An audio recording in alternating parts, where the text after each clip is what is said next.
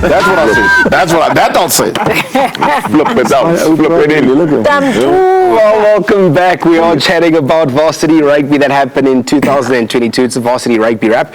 And as you might have seen, we had a good chat about the varsity shield a little bit earlier on. But now we're going to wrap what Renier said earlier was the premier competition for varsity rugby, which is the 2022 Varsity Cup, the FNB Varsity Cup, which was taken home by FNB Tuks, who came out of absolutely nowhere to retain their title. We'll get to that in just a moment. I'd love to chat about something that I mentioned in the build-up to that game going into it, but we've still got Kate, Fudge, along with Renier and Jono. Jono, we'll start off with you. Okay. Before we talk about the winning team and before we talk about everything else that happened this season, you joined UJ this year, and it was one of the things that led to us calling you the chosen one. Okay, fair enough. Combination of Jose Mourinho and Claudio Ranieri, if we're talking football terms. Came into a side where Kate mentions that you had half a body into relegation and you were going down to Varsity Shield, and then you did almost the impossible. But talk us through your season, man. Yeah, look, Simon, it was a tough one. It was definitely a tough one. But I think, when I took over, there was a lot of hurt and a lot of non-belief or disbelief, or however you want to put it. And so that was probably my biggest challenge, is just making them to believe that we're actually good enough to compete in Varsity Cup. And then also that we can actually miss out on a relegation zone. Because remember, I think UJ, as the last 3 years, only won about 3 games. So it's almost like me bullying Fudge every single year, and then when someone comes along, to show some love, and then Fudge actually doesn't get that. Yeah. So that was a big thing. It's changing that bullying mentality. And I've always said, the teams that I coach they won't always be the most skillful, but will be the hardest and the toughest to beat. And that's one thing that I think, I kind of have got right. When did they start to believe? Sorry, Sam. Yeah, I know. It's a culture. It's a culture. Obviously, as a coach, you set out what you stand for, and then at the same time, you need to get them to buy into what you want. Because you also don't want to be that coach. Yeah, you do this and you do that and you do this, but then the players don't buy into that. So you've got to allow them to grow with you, to see what you see, and then when you see that moment, just water it again, water. I mean, you'll know, Kate. That's like having a garden. You see the seed. I've never had a garden, but okay. Carry on. Okay, Fudge, you know. Fudge has garden.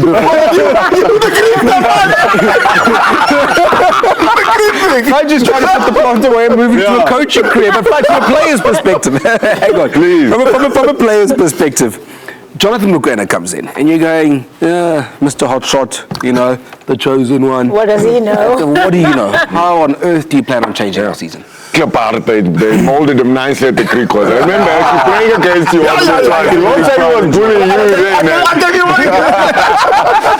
But look, I think Jonathan has put it perfectly. You need the buy-in, and that's a very fine line, right? You come with your systems, you come with your structures, but you need a buy-in from the players. And I think, Coach Jono is known for that, and it's exactly what UJ needed. Make no mistake, Denzel France, Dewey, fantastic coaches, and I think they set up a nice platform, but it's different trying to manage players, and remember UJ, they were struggling quite a bit. There was maybe a lack of belief last year, but they lost games by just a little bit. Even last year, I know you lost 1 or 2 this year that would have maybe changed things from being, that was so awesome as well about your competition this year, is that it wasn't just about promotion relegation, but you actually played so well that you gave your shot to actually play in the playoffs as well, so a few results maybe would have allowed you for that opportunity. But last year, the platform was set nicely by those 2 coaches, and I think the edge, what they needed was just a culture and a buy-in, which they had through Coach Jonathan this year. 2 things, culture and buy-in, and then the varsity that you're at. How much of an influence does that have on the team in the competition? Marty's? He's a clown. It does make a difference. It makes a difference, and you could have seen it at the end of the season when Tuks went down to Shimla's in the semi-final. And they both played unchanged teams from round 7, round 8, somewhere on there. Shimla's the round robin. well coached, well rounded, plan drilled in. When Tuks rocked up for the semi-final, it was a completely different ball game. It looked at times as though Shimla's, and this is something that you need to learn. You need to, like I was saying to Jono before we stepped onto the studio today, you got to miss birdie putts to make a par. Yeah. So you gotta go through that kind of painful transition of, UJ, they don't believe they could win it. If UJ had pulled a rabbit out of their hat against, we were talking about that penalty that you had in UCT. It changes it. If you didn't have the points deducted for that bit of a joke in Bloemfontein, it changes things. No, I'll say it. I'm not a coach. I'm not going to get right there with the coach. No, the thing is, if something like that happens and UJ find themselves in a semi-final or a final, you can't coach belief. You gotta absolutely. That comes with pedigree. That comes with being there repeatedly, and you're used to it. Jonna, as a coach that's been with the Eagles, taking them the whole way, losing a final, being involved in how that feels, you're not flustered by it anymore. Now suddenly you start playing. Look at a guy like Bernard van der Linde with Tuks. Stefan could see with Tuks. He looked so comfortable. So almost what happened, what my take on the Shimla season is that at no point in time were they put under enough pressure to go, okay, cool, we won't be in the top 4. Yeah. I think what their detriment was starting the competition so strong. Yeah. And the one time you lit a fire underneath them where they've got something extremely big to lose, you mentioned this a little bit earlier as well, is that you almost watch the systems of the team just go... It's a big moment. Like it's a big thing to be in the top 4. Like you put 50 points on Marty's, and suddenly there's not a rugby journalist in South Africa that hasn't already bought the tickets to the final in Bloemfontein. Absolutely. Like, and that's a tough thing to repeat week after week after week after week after. And I think, look, they'll be back next year. That's great, and I look forward to seeing a more matured Shimla team. But they were taught a lesson this year. You can't don't count your chickens. Like any of those things. Oh, thanks for that. English lessons. Well, you can't count them if they had hatched. Come on, you want to finish the idiom. But looking at, you mentioned Stellenbosch. I'll come back to and accost you about that just now. But let's look at atmospheres and settings and such throughout the Varsity Cup. Fudge and Kate, I'd like you two to come in here as well. What was your favourite place to travel to for Varsity Cup this year? Ooh, Varsity Cup. Oh, cold Cape Town. It was freezing. The Green Mile. No. The windy Green Mile. Varsity Cup. Obviously, if You see, still doing you know why she does that. You know those movie moments when everyone's walking in slow motion and the actress's hair is blowing back? That's why she likes it. I was traveling with Kate in that game, and her friend had to actually bring her clothes because it was too cold. So what on earth do you like about it? Standard protocol for you? Like 2 hours? Up the chain. You gotta have a chain. Actually, go do No, but it was one of the reasons. First time at Green Mile, but the atmosphere, I'd never seen anything like that. Because everybody, the fans were just here. You know what I mean? And you don't get that in most stadiums. Yes, with a lot of shield, the fans are close by, but Green Mile, they are literally on top of you. It's like being at Moses Mabeta Stadium, the stadium is closing in like this. Yeah. You all don't do football. Oh, wow. Thank you. But it was really, and also just watching that game. It was just one of their best games in that afternoon. And you had Juan Diong there, you had Carl Brown there, who were just like, hey, we're here to represent the old guys. I'm still the best, you're still the best. We won the first. You know what I mean? It was just, the atmosphere was unreal from not just on the field. So it was just definitely one of those. You were labelled as the busiest commentator in the competition. I mean, Almost everywhere. It was a joy, and I absolutely loved it. I absolutely loved it. The traveling was intense, but I loved it. And even the traveling was okay, especially to my favorite place, Which is? Pot Chips tour. Owen will stand by this. You and Owen had a thing that was going throughout the season where, in fact, it started in the first game. Romantic thing. Wow, there's always that one. Sorry, man. Sorry.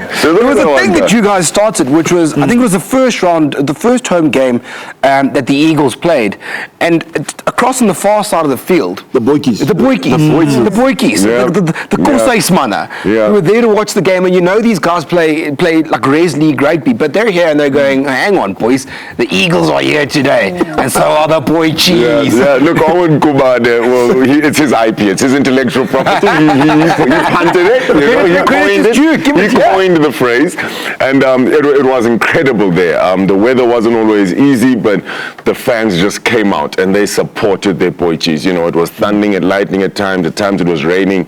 It was incredible, and you could see it in the performances of the players. Andre Fouchier, one of those players, mention him, fantastic. It was a great environment, perfect Varsity Cup rugby at its best, because what is Varsity Cup rugby if it doesn't have fans? And that's just something that I found was so special. We mentioned Alice, but Poch for me. Ooh. Okay. I'll get to mine just now. I want to hear about your guys' ones.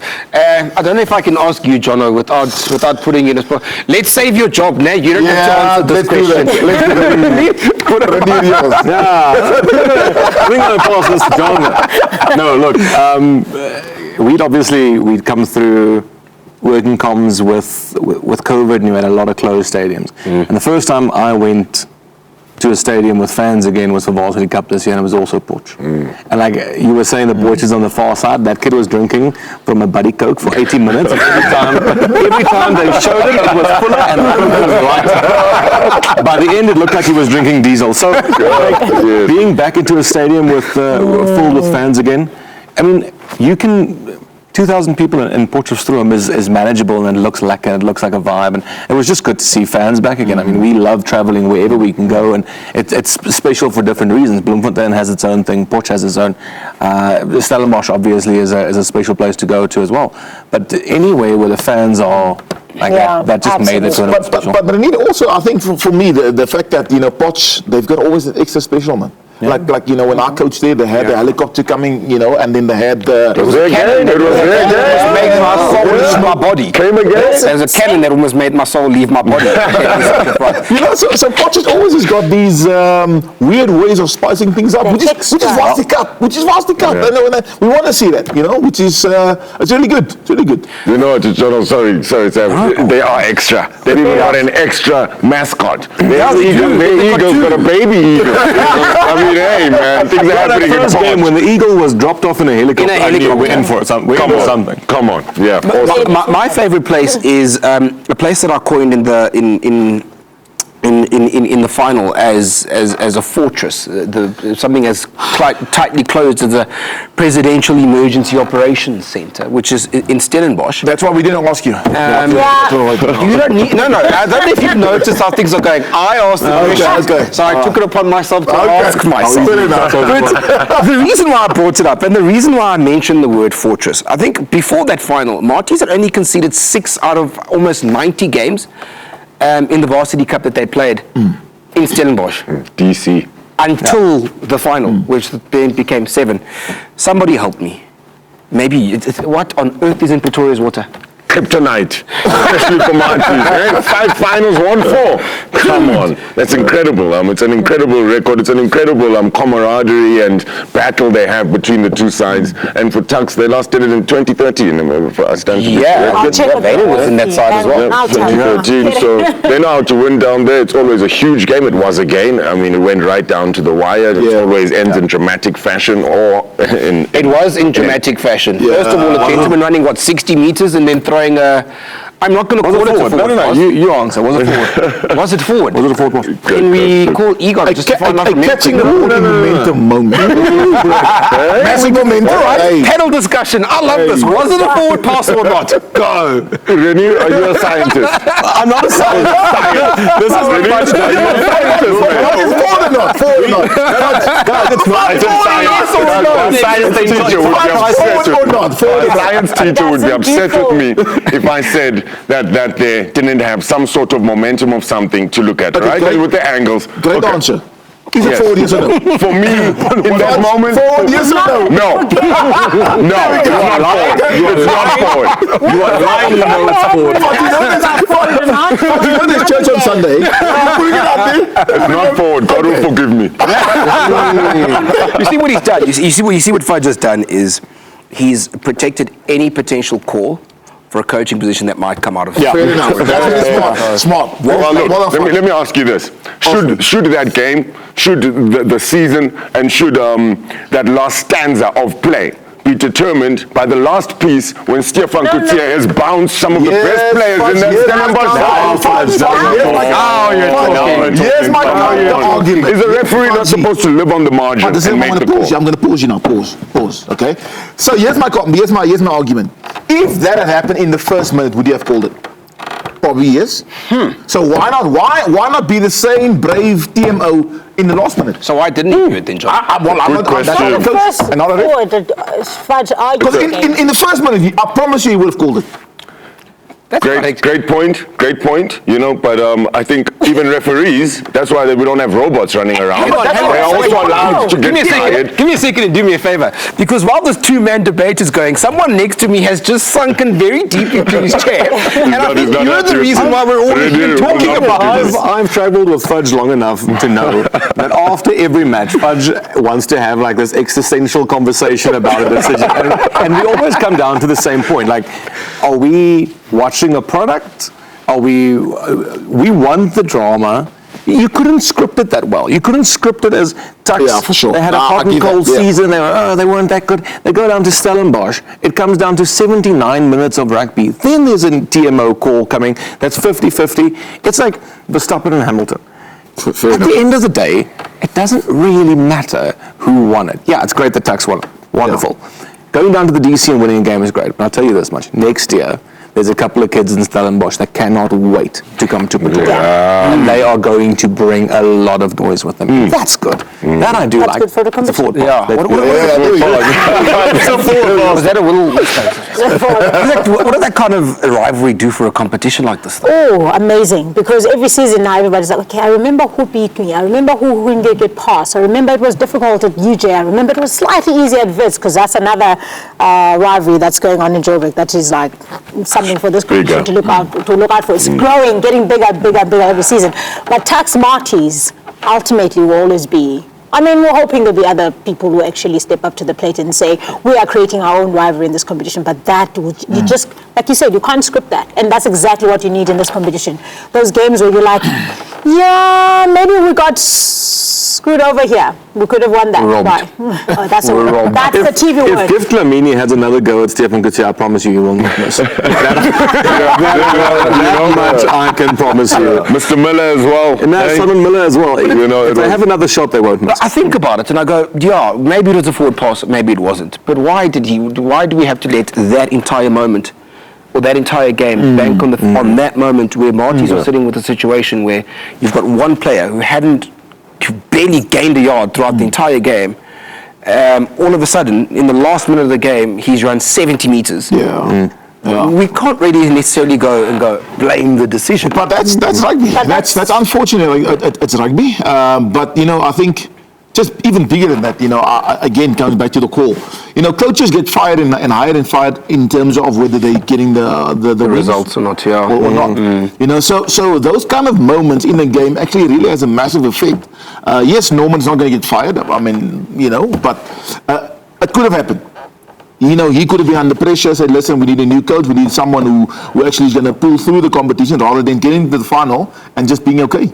But just back to the Varsity Cup itself. For me, the Varsity Cup is almost as close as Test rugby in terms of preparation from a coaching perspective. It is massive. There's not one game or 1 week where you say, okay, you're going to sleep in late this week. No, you can't.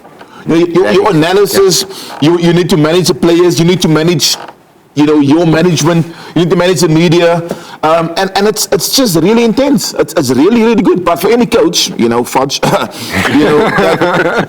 the way there, my boy, on the way there. Have you got a pen with you? Just in case the phone rings. It's a massive opportunity. It's a massive opportunity. Let's go from where we are now, cross the Tuks, head over to Pretoria. We spoke about, what's in their water. There's something that sticks out for me that Wayne picked up when the semi-final when they were in Bloemfontein. Renier weigh in because you did spend a bit of time there as well. And one of the things that Wayne said was, this team's got an unbelievable way of winning knockout games. Like, don't look at what happened when they came to Bloemfontein 2 weeks ago.